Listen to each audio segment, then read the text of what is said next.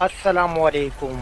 T O T vlog تعلیم اور تربیت چینل میں خوش آمدید۔ قرآن کریم کی 5 دعائیں جو ہر کسی کو یاد کرنی چاہیے۔ قرآن پاک میں موجود دعاؤں کا سلسلہ پارٹ 4۔ نیک لوگوں میں شامل ہونے کی دعا، سورت نمبر 5 آیات نمبر 84۔ ترجمہ: ہم اس بات کی خواہش رکھتے ہیں کہ ہمارا رب ہمیں نیک لوگوں میں شامل کرے۔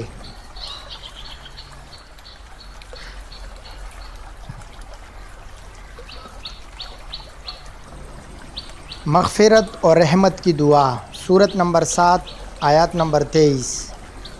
اے ہمارے رب، ہم نے اپنے اوپر ظلم کیا، اب اگر تم نے ہم کو نہ بخشا اور ہم پر رحم نہ کیا تو یقیناً ہم تباہ ہو جائیں گے۔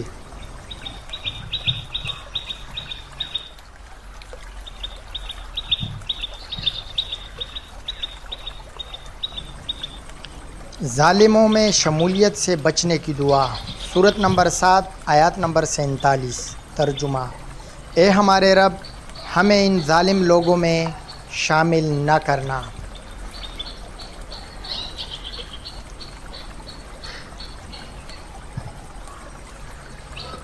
حق کے فیصلے کی دعا، سورت نمبر 7 آیات نمبر 89۔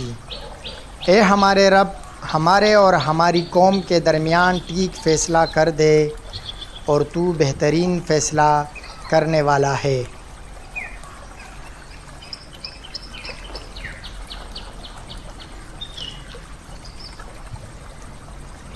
صبر اور حسن خاتمہ کی دعا، سورت نمبر 7 آیات نمبر 126۔ ترجمہ: اے ہمارے رب، ہم پر صبر کا فیضان کر اور ہمیں دنیا سے اٹھا تو اس حال میں کہ ہم مسلمان ہو۔